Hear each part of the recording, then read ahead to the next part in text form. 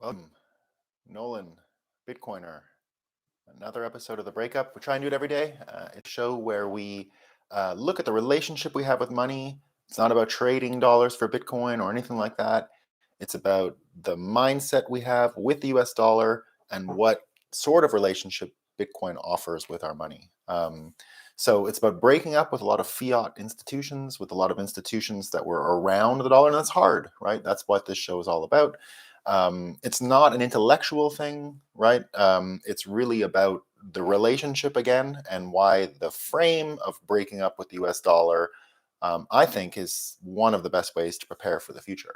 And today we're going to do a bit of a history lesson on the dollar. Slow news day, and this was inspired by James Rothman, who himself was inspired by Raoul Pal and Robert Breedlove, who just had a 3-hour conversation, something like that, about the macro worldview. So one caveat before I start is that I actually don't believe macro matters in the end for Bitcoin. It's a great force.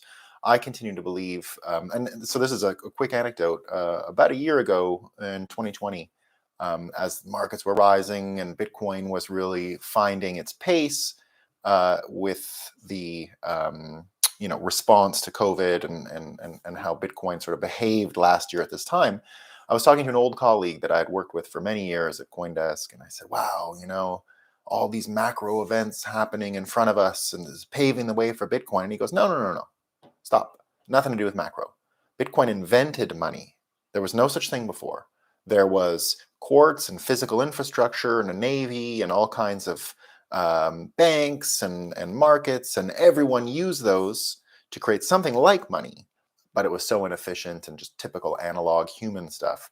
Bitcoin being the first ever natively digital, absolutely scarce item in the world, which can be used as probably the best savings technology that ever existed, right? So one of the main frames of this show is that the ability to save has just been wiped out because of what we're going to explain today.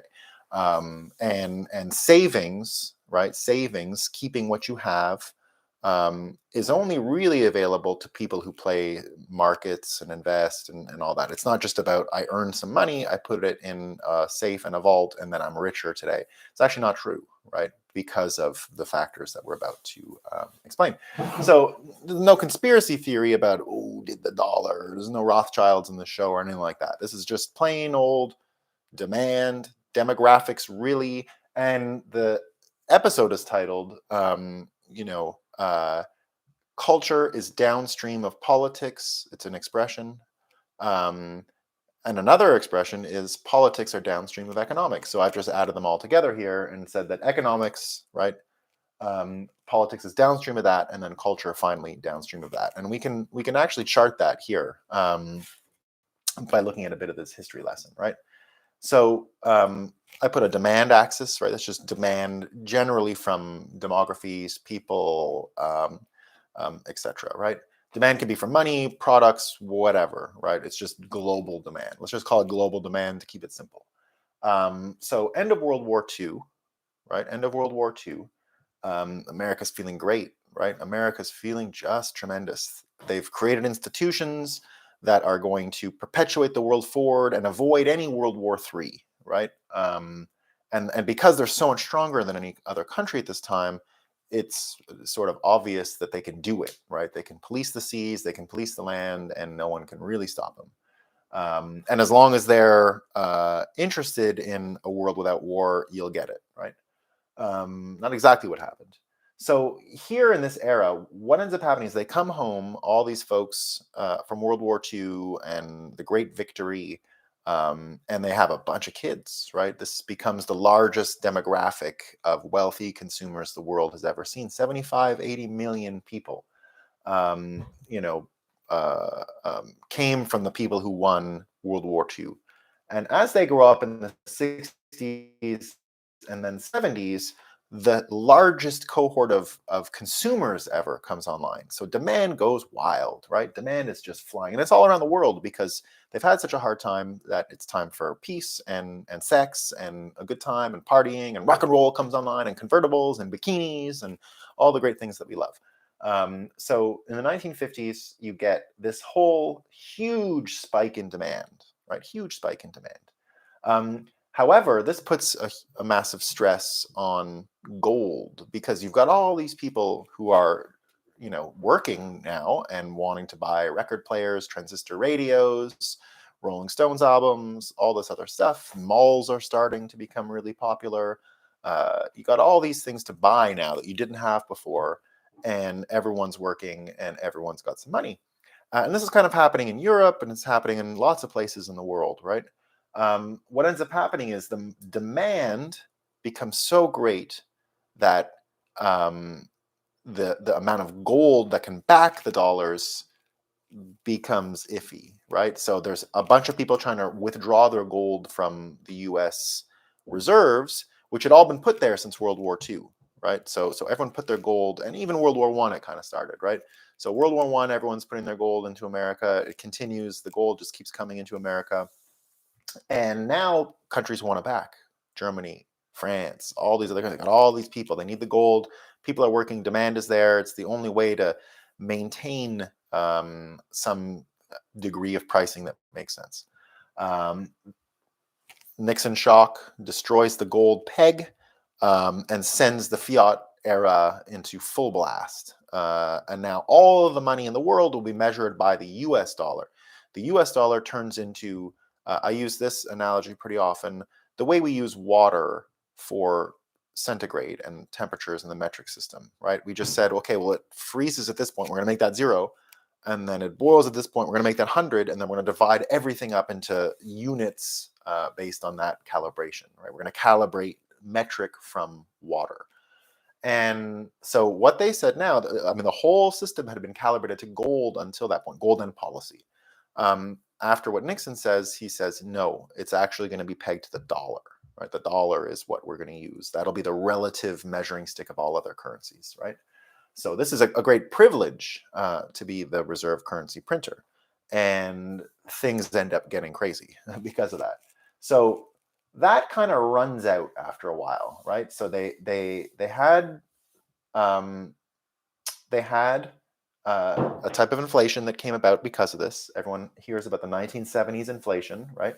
And they did raise interest rates. They raised interest rates. They did what you would normally do, right? They raised interest rates. They said, okay, we're gonna go through this cycle, right? So the demand will come down, supplies can come back up because inflation will set in and consumption will change a bit. However, something amazing happens, and that is a new way to keep demand up. And this comes in the 1980s and 90s in England and Wall Street. And this is where that Wall Street financialization really takes over the world. And the Wall Street apparatus becomes absolutely essential to keep demand up because they pull the great fiat trick. The great fiat trick is that future money, credit, is equal to money in the present. You can borrow from the future and spend in the present at an incredible rate, in the end, at an incredible rate. So to keep interest rates low, right, they increased the credit supply. They just said, okay, credit everywhere. So everyone started getting all this access to cheap credit because they were able to keep interest rates down, right? They kept interest rates now. Interest rates were allowed to float upwards here in the 70s and 80s. But then starting in 1984 with the second Reagan administration, there now becomes a push to just borrow. Even the Reagan administration goes into huge debt, right? Huge deficit, runs a massive deficit, spend. They borrow money from the future, and then that is replicated by the people, right? They all start borrowing money from the future. So credit ends up being the main reason why demand stays high, right? So end of gold ended up keeping demand high, and then no interest kept credit and demand still high, right? But that only went so far as well, right? That only went so far as well. The next piece here is labor. This is what kept demand up. Well, it wasn't just the boomers from America who were born in the 60s and 70s. Other countries like China had a boom in, a little bit delayed after the end of their civil war, and now they had a huge population explosion, right? And the WTO ends up bringing all that labor in the world, all those people into the labor force, right? And that again keeps demand very high. So all of a sudden, the 75 million Americans that came from the baby boom and then had the demand shock, which was able to perpetuate with no interest and low credit and high credit, so low interest, high credit. That same demand shock, that 75 million, turned into a billion, because they just grabbed this WTO labor cohort here, right? And they were able to keep demand up for a long time. I lived in Asia for a lot of this period, and I remember already then the type of consumption that was going on, so different than what I was used to in America. The luxury handbags, all kinds of people that it was their first time having anyone with any disposable income in their family. So I lived in South Korea in 2002, 2003, again in 2008 and 2009, and a little of 2004. I missed that one. And I was a teacher and then a lawyer there. And I saw, and I was shocked at the type of consumption that I was seeing in the stores that never existed to that scale. The Louis Vuitton things in America, we had one or two. I mean, they were there but it wasn't like normal people didn't save up to buy a Louis Vuitton bag in America. I had never seen that, right? And that was already popular back then there. And so all these folks were joining the labor force. Demand from them for American, European things was huge, right? But then that only went so far too. Even that huge demographic wasn't quite enough. And we come to the 2008 financial crisis, when it looks like this amount of labor, low interest, and the end of the gold standard, none of it was going to be enough to perpetuate demand further. They were finally going to have to deal with an economic cycle, right? And they said no. They found a new thing: quantitative easing. Quantitative easing. It was a moral argument. They were going to, we had the Occupy Wall Street at the time. You had really what looked like the complete destruction of the financial system, but they weren't going to allow it to happen. They were going to use policy in order to, that's a demand curve there. They were going to use policy in order to keep demand high. It was a moral argument. The moral argument started here, really, with Greenspan and then Bernanke. They were the heads of the Federal Reserve at the time and the Treasury. So they, made these choices, and they sort of perpetuate right through to this purely moral case now, purely moral case for the money. Now, the problem is, as this goes, right, we can see these four sort of generations of demand in the US dollar, right? Now, for this thing to continue, it's got to get another, it's basically like a Ponzi, right? If the demand doesn't stay there, the whole thing is going to come down. So now the demand is not really in consumables like it was here, right? This credit piece started to take over. And because the money itself had been debased, no one was collecting and saving the money anymore, right? So demand was there for things, but not really for the money, right? The money was there to get things, right? Because it was money borrowed from the future, and so you wanted it. But that's where we got into this confusing thing where if someone's in a lot of debt and they bought a lot of stuff, they might appear rich, right? And our fiat system really does ask for that almost, right? It says, if you get a lot of credit, you can grow your wealth quick. You can buy assets, for example, right? And that's what's happened. Over the years, people have taken this credit, this cheap credit, and actually bought assets that will help them get wealthier. So that's where you get an everything bubble in the end, right? That's why you get stock markets that are, growing every year, because they're actually just taking all that energy from the folks trying to avoid the debasement of the dollar, right? So the demand continued to be high. The supply of money grew in these different ways. The supply of money grew in these different ways in order to keep demand high, right? Now, the effect of this, economics leads to politics, leads to culture, is the following. Not everyone was able to ride this wave of demand, right? So if you stayed on top of this, right? If you stayed on top of this wave, you're fine right now. You're quite fine, right? And many people are fine. It's not like 1%. It was a pretty large amount of the population, right? It's in the, anyone who was able to get a home and a place, homes really became affected by this. The real estate market in general became affected by this debasement because, it's sort of a known idea in America now. You have to buy a house in order to build your wealth, and it's better than renting, and you got to get in. And it's really the main product banks offer, right? A commercial bank in America, to someone who's not an investor, the main product they're offering is real estate, right? That's what everyone is doing, becoming a subscriber to the bank and to get the mortgage, right? It's a cheap way to get a lot of leverage. You can get 5, 6, 7x, right? $100,000 down on a house, pretty easy to go out and get $500,000 to borrow to buy the house, right? So now you're in debt for $500,000, but you've got this asset, the house, which you could conceivably sell in a few months for $600,000, right? And you can make a bit of money. So that's what's been going on all these years, right? But when the money is debased like that, right? And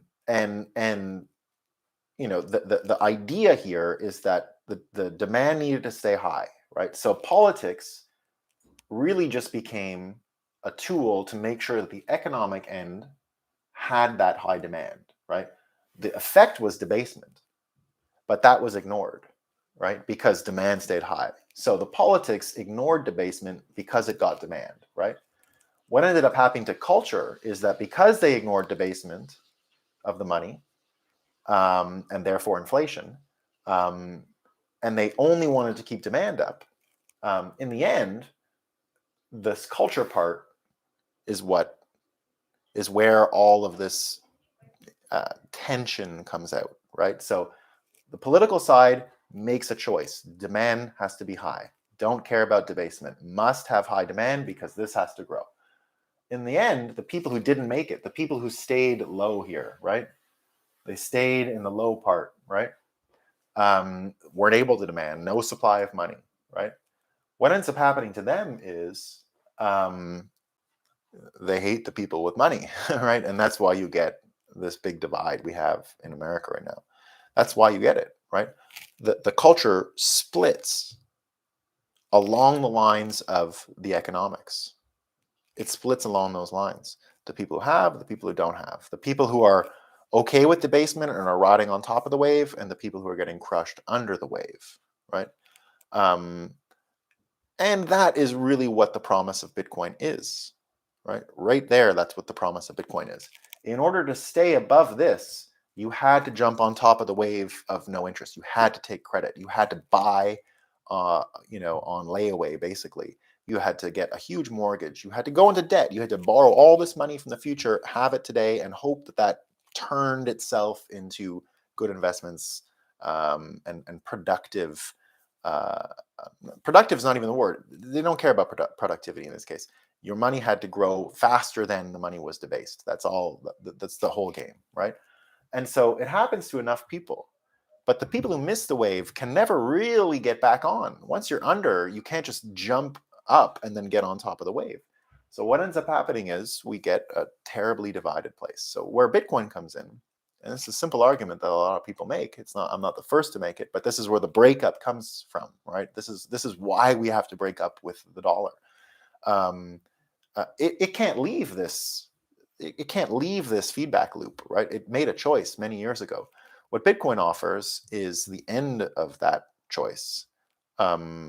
If you don't have to choose extravagant policies that will favor one because you don't want others to have to suffer in the short term for a little bit of time because of other choices you made in the past, right? By stripping away the ability to save money by pursuing these political ends, right? So by stripping away that ability to save money, save for a rainy day, you've actually made it so that no one can weather the storms, no one can catch up, right? You have to have such a high IQ just to keep up that it's a small percentage in the end that are able to keep on top of these waves, right through. People like me that just ignored it and said, well, this is not going to work, right? We got to go to Bitcoin. We were the first to say, well, it's just never going to give the right outcome, right? We got to start something fresh. And that's what Bitcoin offers, the ability to start something fresh, the ability to allow anyone to save. Just save your Bitcoin. That's all it takes, right? Just, earn some, save it. If you have to sell to pay bills, sure. But the money that's in your wallet that you've managed to keep until then is going to be the same value tomorrow as it was today, in the sense that it's as much Bitcoin And if Bitcoin does manage to become the measuring stick, the psychological engine that pushes capitalism forward, it's going to do so with everyone in tow, right? Unlike today, where we have a psychology engine trying to move forward, but you've got a group of people that will never be able to get pushed forward from it. They're just going to stay behind. It's going to be built on their backs.